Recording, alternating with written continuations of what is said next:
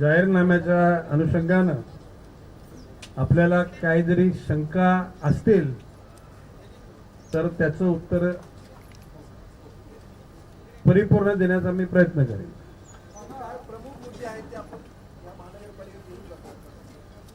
काय प्रमुख मुद्दे आहेत तुम्ही घेऊन जातो? प्रमुख मुद्दे म्हणजे 2000 साली मी बोललो होतो की या शहरातील नागरी वस्तीमध्ये जे लोक राहतात त्यांच्या घरांना घरपट्टी वाढणार नाही 20 वर्ष, आणि पाणीपट्टी सुद्धा 20 वर्ष वाढणार नाही.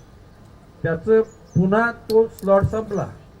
आता आणखी पुढची 20 वर्ष घरपट्टी पाणीपट्टी वाढू देणार नाही, हा शब्द मी या ठिकाणी या जनतेला देतो. या जाहीरनाम्यात सिडकोचे ट्रान्सफर चार्जेस रद्द करण्याचं सांगितलेलं आहे. 2014 पासून भाजपी सरकार राज्यात आहे.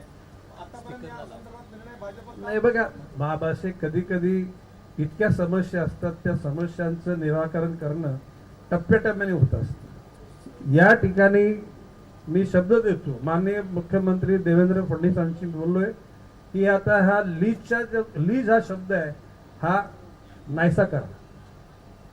लोकांना फ्री होल्ड जागा द्या. जी जागा झोपडपट्टीवाल्यांना असेल, गावच्या लोकांना असेल, बाहेरच्या लोकांना असेल, भविष्य काळामध्ये सिडकोचे प्रत्येक वेळेला करार विक्रीचा व्यवहार झाला की सिडकोला पैसे भरा, हा प्रश्न तिथं उपस्थित राहणार नाही. म्हणजे मालकीच्या जागा त्या सोसायटीच्या किंवा समूहाच्या ते करण्याचे निश्चित ठरलेले आहे आणि योग्य वेळी त्या गोष्टी घडतील.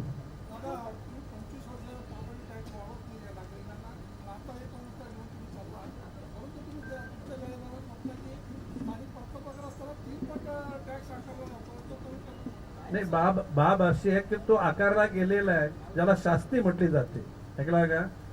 ते निश्चितपणे सिंगल केलं जाईल आणि नागरिकांकडे चोरासारखं किंवा लुटारू सारखं बघितलं जाते. तो वातावरण बदलून टाकू. दादा, गेली 6 वर्ष झाली प्रशासक आहेत पालिकेवरती. अनेक अशा समस्या आहेत, पाण्याच्या समस्या आहेत, वाशीतल्या मोठी वाहतुकीची समस्या आहे, जे मूलभूत गरज आहेत ते नवीन मुंबईकरांना भेडसावत आहेत. काय म्हणाल पुढच्या 2 हे बघा, बाब अशी आहे की गेली 5 वर्ष प्रशासकाचा कारभार आहे आणि त्याकरता कोणी आम्हाला दोष देऊ शकत नाही. या 5 वर्षामध्ये जे काय वाटलं झालंय तर ते प्रशासकीय कालखंडात झाल्याने त्याचं नेतृत्व कोण करतात ते तुम्हाला मी सांगायची गरज नाही. म्हणजे दुसऱ्याकडे बोट दाखवताना भान ठेवा. इथे काही लोक बोलतात की नवी मुंबई वरून दिसायला सुंदर आहे, आतून ती घाणेरडे, असं एक इन शॉर्ट यांचं म्हणणं आहे. अरे मग ते 5 वर्ष नेतृत्व कोण करतंय त्या शहराच्या खात्याचं? तुम्हीच करता ना. मग कमी कमी तुम्ही तरी बोलू नका ना की माझा पोरगा चोर आहे. अरे बापाने तरी मला बोलायला पाहिजे, शेजाऱ्याने बोलला तर मी समजू शकतो. आणि ते देंटू पाण्याचा अवॉर्ड नवी मुंबई महापालिका देशातला उत्कृष्ट पाणी वाटप आणि पाण्याचं नियोजन महाराष्ट्रामध्ये स्वच्छतेमध्ये नॉन स्टॉप नवी मुंबई आहे. बाब असे नवी मुंबईच्या विषयी नवी मुंबईच्या विषयी वाईट बोलणं हे निश्चित, मी ऑन द कॉन्ट्री मान्य आयुक्तांना प्रशासनाने बोललोय की वरवरच्या गोष्टी काय त्या आतल्या तशा नीट नाहीत. एकदा माझ्यावर भटका आणि आपल्यापैकी बऱ्याच लोकांना माहित असेल मी माझी नापसंती त्यावेळेला व्यक्त केलेली आहे. तुम्ही आज करता, मी नापसंती गेली 4 वर्षापूर्वी केलेली आहे. सत्तेवर आल्यावर प्रशासकीय कारभाराचं ऑडिट करणार का? हे बघा, मी बोलतोय या ठिकाणी महापालिकेची सत्ता आल्यानंतर या 5 वर्षामध्ये जे टेंडर निघाली, टेंडरची पद्धत, एकूण जो पैसा तिथून लुटून नेला त्याचा हिसाब किताब निश्चितपणे मागणार आम्ही.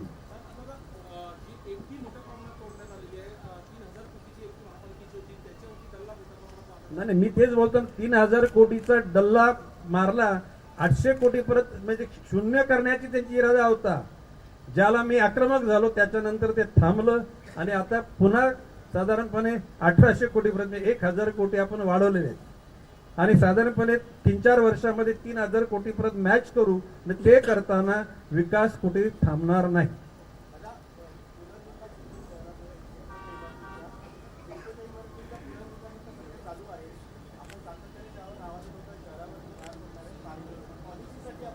मी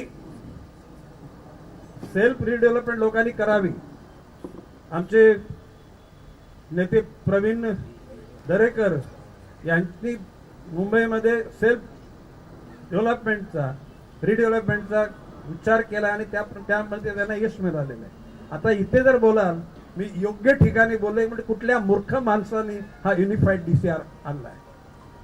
एव्हरीबडी वॉज काम अँड क्वाईट. म्हटलं या शहरामध्ये हा पैसा वापरला तर 3 मजली माणसाला फुटपाथवरून चालायला लागेल,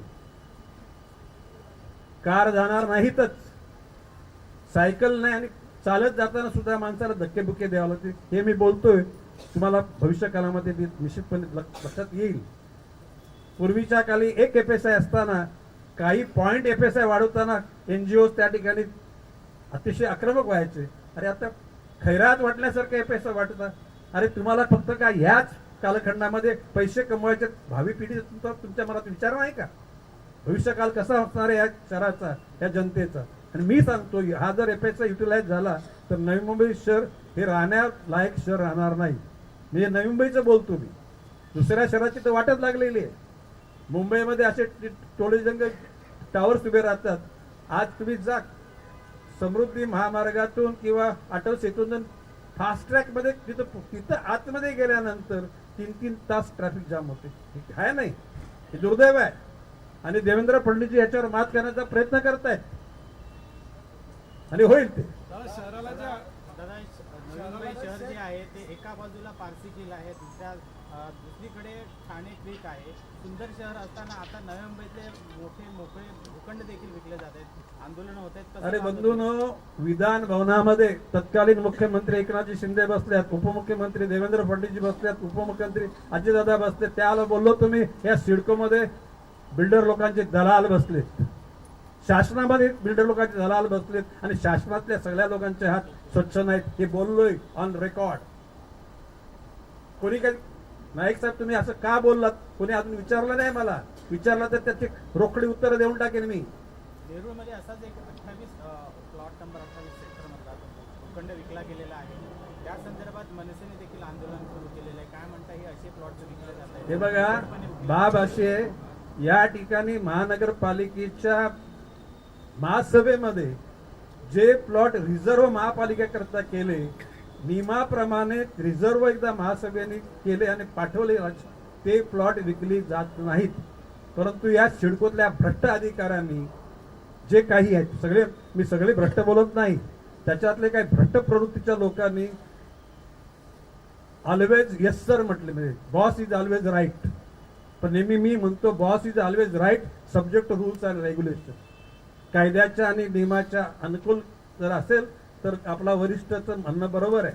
परंतु बॉस जर काशीत घालायचं काम करत असेल तर त्या ठिकाणी उत्तर दिलं पाहिजे, सांगितलं पाहिजे. आणि मी तुम्हाला सांगतो आताच्या MD यांनी ते केलं तरी सुद्धा काही बाबतीमध्ये त्यांनी मी ह्या गोष्टीशी सहमत नाही असा रिमार्क सुद्धा काही ठिकाणी पाठवलेला आहे. असीम गुप्तानी सुद्धा या गोष्टीशी मी सहमत नाही असं पण रिमार्क मारलेला आहे. हे IAS ऑफिसर स्वतःच्याकडे जबाबदारी घेत नाहीत आणि ते हुशार आहेत. दादा उद्या आपल्या विचाराची सत्ता जरी या महापालिकेवर आली तरी सिडको आणि महापालिका प्रशासनाला नगर विकास खात्याच्या तालावर नाचावं लागलं तर अशा वेळेस कसं फेस हे बघा जनतेच्या हिताचा करता हा गणेश नाईक रस्त्यावर उतरेल. मी एवढंच बोलतो की कोणाची मनमानी चालू देणार नाही, कोणी किती मोठा असो. युडीसीपीआरच्या अनुषंगाने हा? युडीसीपीआरच्या अनुषंगाने या युडीसीपीआर मधल्या तरतुदीमुळे या शहराची वाट लागलेली आहे.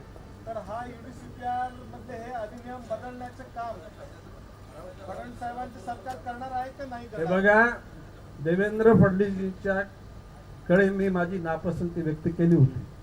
देवेंद्र फडणवीसजी काय बोले, नाईक साहेब मी बनवला ठरवतं गणपती पण यांनी बनवला मारुती. मधल्या काळामध्ये देवेंद्रजींना जे मेजॉरिटी असताना मुख्यमंत्री पदावरून वंचित ठेवलं त्याचेही सगळे परिणाम आहेत. जर का देवेंद्रजी त्याच वेळेला मुख्यमंत्री झाले असते ही पाप निर्माण झाली नसती. आता मारुती शेट्टी सगळीकडे आग लावून फिरते त्याचं काय? नाही पण ती भिजू ना आम्ही भिजू योग्य वेळी भिजू आणि गरज पडली तर मारुतीला सांगू तुम्ही सेफ्टी कमी कर. या सेल्फ डेव्हलपमेंट संदर्भात सिडको महानगरपालिका स्वतःहून पुढाकार घेत नाही, त्याचा फायदा बिल्डर उचलणं असं वाटत नाही. 1 मिनिट पूर्वीच्या काळी तुम्हाला माहिती आहे SRA 1 SRA 2 SRA 2 मुंबईला SRA 1 आणि उर्वरित महानगरपालिकेला ठाणे जिल्ह्यामध्ये SRA 2 ज्या वेळेला तिथल्या सोमन नावाच्या अधिकाऱ्याची नेमणूक झाली त्याने मला फोन करून सांगितलं, साहेब तुमच्या हस्ते झोपडपट्टी सर्वेक्षणाचा मुहूर्त करायचा. म्हणलं तुझी आयडिया मला सांग. ज्या वेळेला बघितलं 7 FSI, त्याच रात्री मी देवेंद्रजीच्याकडे गेलो आणि त्यांना सांगितले असं असेल ना तर मी या सगळ्या राजकारणातून मी बाहेर जातो. देवेंद्रजींनी रात्री 10 वाजता त्यावेळेच्या वळसा नायरांना फोन लावला, त्यांना सांगितलं की नवी मुंबई या SRA 2च्या बाहेर ठेवा. आणि ज्याला माननीय मुख्यमंत्री देवेंद्रजीच्याकडे मिटिंग घेतली त्यावेळेला या ठिकाणी झोपडपट्ट्याचा विकास हा महानगरपालिकेकडून होईल, तो कुठल्या दुसऱ्या यंत्रणेकडून होणार नाही. याच्यावर नियंत्रण महापालिकेचं राहील आणि उद्याला आमची सत्ता येणारच आहे. त्याच्यानंतर त्या झोपडपट्ट्यांचं सर्वेक्षण केल्यानंतर त्याचा विकास लोकांना पूरक असा आम्ही करू, हा विश्वास त्या ठिकाणी देतो तुम्हाला. दादा, नवी मुंबईमध्ये पार्किंगची व्यवस्था पार्किंग मोठ्या प्रमाणात होत नाहीये. पार्किंग खूप मोठ्या लोकांना त्रास होतो आणि हॉस्पिटल सुद्धा जे ॲम्ब्युलन्स जायला जागा नाहीये. तिथं आता काही नाही. एकदा माननीय एकनाथजी शिंदे आणि मी नेरूळकडे त्या लोकसभेच्या प्रचाराला गेलो असताना नेरूळ स्टेशनमध्ये चाललेलं काम त्यांना सांगितलं, मला माहित नाही हे पाप तुमच्या कालखंडात घडलं की देवेंद्रजीचं, हे बोललो मी. ते गप्प बसले. म्हटलं या ठिकाणी 8% फक्त पार्किंग लोकांना मिळणार आहे, राहिलेल्या 82% लोक गाड्याकडे उभ्या करतील रस्त्यावर. आपल्या ट्रक टर्मिनलची जागा, नेरूळची, सानपाड्याची, म्हटलं ह्यानं नैनामध्ये नेलं असतं चाललं असतं. आणि आज तिथे बिल्डरच्या किमतीची घरं त्या ठिकाणी झालेत. 70 72 लाखाची घरं. सर्वसामान्य माणसाला पंतप्रधानांची योजना 72 लाखाचं घर, लाज वाटली पाहिजे. ज्या अधिकाऱ्यांनी ही योजना आणली, तुम्ही जर जमिनीचा दर तिथं लोड करणार असाल तर ते 72 लाखावर जातील. एरवी त्याच्यात 50 लाख कमी 22 लाखामध्ये नैनामध्ये ती घर. आणि नैनामध्ये आता अटल सेतू जो देवेंद्रजींनी बनवला त्यातून नैना 15-20 मिनिटांमध्ये नैनामध्ये, म्हणजे इथं नवी मुंबईत येण्यापेक्षा नैनामधून नैनाकडे जाणं अटल सेतूनी अतिशय चांगलं पडलं असतं. पण आत्ताच boss always boss is right या भावनेत. आणि सिडको ही काही कमर्शियल ऑर्गनायझेशन नाही, जे समाजाची सेवा करण्याकरता, परंतु ह्या सिडकोच्या काही लरी अधिकाऱ्यांनी तिला व्यापारी संस्था बनवली आणि ती लवकरच ही महापालिकेची निवडणूक झाल्यानंतर ह्या गोष्टीची वाटचाल आम्ही निश्चित करणार आहोत. अध्यक्षपद नसते. हे बघा, तुम्हाला सगळ्यांना धन्यवाद तुम्ही प्रेसला आल्याबद्दल. आणि मला वाटते या ज्याच्यामध्ये सगळं आलेलं आहे आणि काय अपूर्ण राहिलं तर मी तुमच्या बरोबर कायमच आहे.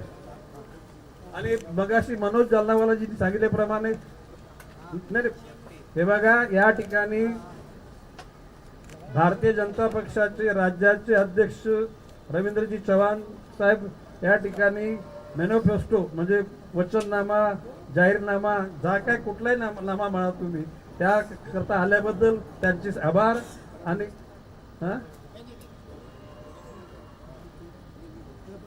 आणि आता एक काम करा, कुठल्या तरी आता हॉटेल बी हॉस्टेलची नको, चांगल्या व्यवस्थित रेस्टॉरंटमध्ये बांधवाची जरा व्यवस्था करा.